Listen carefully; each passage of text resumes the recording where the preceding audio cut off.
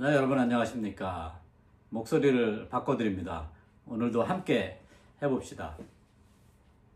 우리가 말을 하기 전에는 항상 성악가의 자세를 한번 하고 돈 당기고 눈은 정면을 보고, 그렇다고 이 어깨를 긴장시키면 안 됩니다. 이 어깨는 부드럽게, 이 목 주변은 풀어져 있어야 됩니다. 힘이 쭉 빠져 있어야 돼요. 여기가 긴장하면 목이 긴장하고 그러면 소리가 나빠집니다. 어깨는 항상 털어서 부드럽게 해주고 시작을 하는 거죠. 저희 그 가족 중에 셰프가 있는데 이 친구가 오랫동안 요리를 했거든요. 그래서 제가 물어봤어요. 어떻게 하는 게 맛있는 요리가 되는가, 요리에서 가장 중요한 게 무엇인가 그랬더니 역시 재료가 가장 중요하다 하더라고요. 재료만 좋으면은 그냥 썰어 놓기만 해도 사람들은 맛있다고 한답니다. 따라서 재료가 가장 요리에서 중요한데요. 우리 발성에서 가장 중요한 것은 호흡입니다. 여러분도 아시다시피 호흡이 나쁘면 소리 자체가 다 나빠지게 되어 있습니다. 호흡이 부족하면 일단 소리가 거칠어지고 또 끝이 약해지고요. 또 자신 없는 목소리가 되고, 그 목소리가 다시 내 귀로 들어가면 다시 또 더 자신이 없어지고요. 악순환이 시작이 되는 거죠.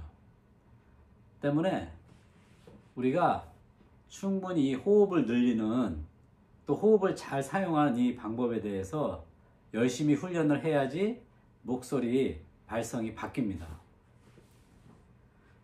보통 이 호흡을 늘리는 방법에 있어서 가장 중요한 것은 복식호흡이라고 저희가 얘기하잖아요. 근데 복식호흡이 이게 목소리 교정할 때도 쓰이지만 또 보컬 트레이닝 할 때도 정말 많이 설명되고요. 또 의사들도 많이 요즘은 영상에 보면 설명을 하더라고요. 근데 이게 또 여러 가지 상황에 따라서 다양하게 설명이 되어서 때로는 더 혼동스럽기도 합니다. 저도 하다 보면 어디에 힘을 주라는 건지 막 이런 게 무척 혼동스러워요. 근데 처음부터 그런 모든 그 설명이나 이런 거를 다 이해하고 다 마스터하려고 그러면 오히려 더 혼란스러울 수가 있으니까 오늘은 가장 단순하게 제가 설명을 드려볼게요. 이것만 가지고 시작을 하더라도 충분히 소리가 달라지는 것을 느끼실 수 있을 겁니다. 일단 우리가 호흡은 두 가지로 나누거든요. 흉식호흡과 복식호흡 두 가지로 나눕니다. 흉식호흡은 우리가 이 가슴을 중심으로 하는 호흡입니다. 보통 얕게 쉬는 그런 호흡이죠. 반면에 복식호흡은 그 단어 뜻으로 보면 배로 숨을 쉬는 거잖아요. 근데 허파는 이 위쪽에 있으니까 배로 쉴 수는 없어요. 그렇지만 이쪽에 횡격막을 이용해서 배가 움직여지기 때문에 그렇게 설명을 했었던 것 같아요. 횡격막이라는 것은 우리 이 밑에 장기 윗부분에 이렇게 커다란 막이 있다고 합니다. 이게 전면부만, 앞쪽만 있는 것도 아니고요. 이 뒤쪽까지 꽤 넓게 이게 되어 있다고 해요. 그래서 이 호흡을 할 때 이 횡격막을 아래로 당기면 허파 부분이 더 넓게 확장이 되면서 더 많은 양의 호흡이 이루어지는 거죠. 우리가 보통 단순히 가슴 호흡으로만 하면 500ml 정도를 마신다고 합니다. 그런데 이 복식 호흡을 하면 1.5리터에서 거의 2리터까지 마시는 경우도 있다고 해요. 그래서 그렇게 복식 호흡을 하려고 하면 어떻게 하는지 제가 한번 설명을 드려볼게요. 우리가 이 근육 운동, 예를 들면 푸시업을 한다고 하더라도 처음에는 몇 개 못하지만 자꾸 하다 보면 나중에는 굉장히 많이 늘릴 수 있잖아요. 마찬가지로 이 몸 안에 있는 횡격막은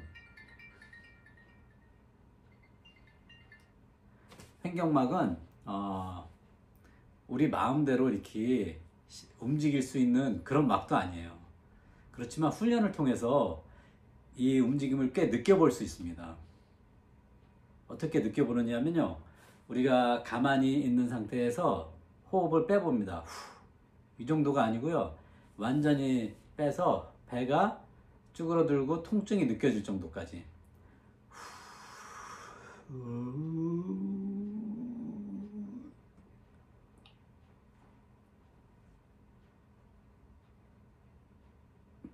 이렇게 하고 잠시 숨을 멈추고 가만히 있습니다.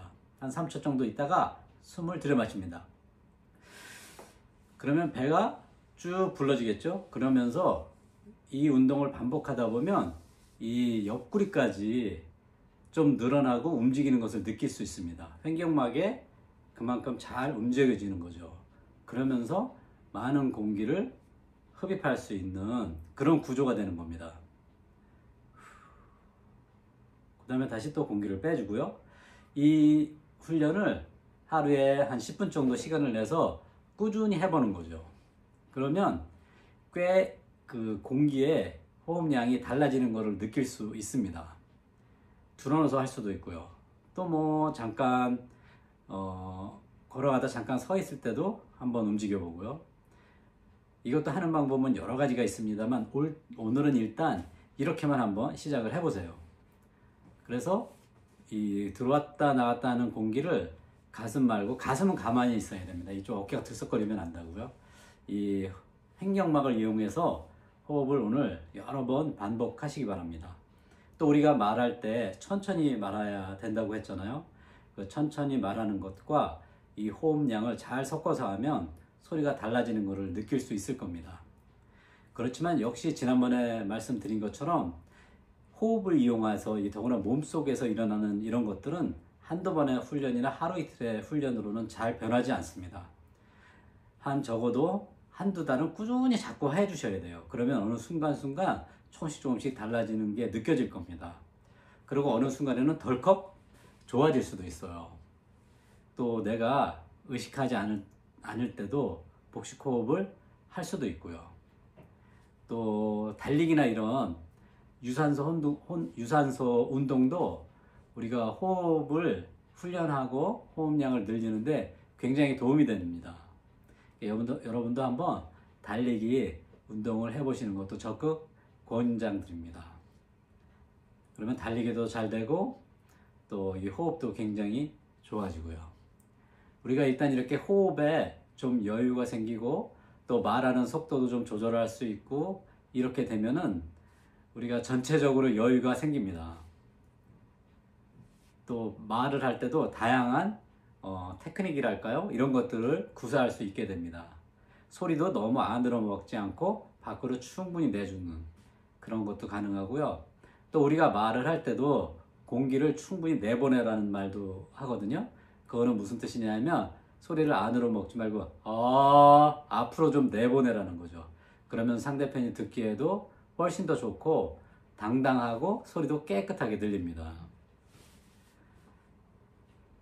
여러분들이 지금까지 목소리 훈련을 제가 몇 가지 정도 제안을 해 드렸는데 여러분들도 직접 해보실 수 있는 그런 경험 해보셨는지 조금 궁금하기도 해요.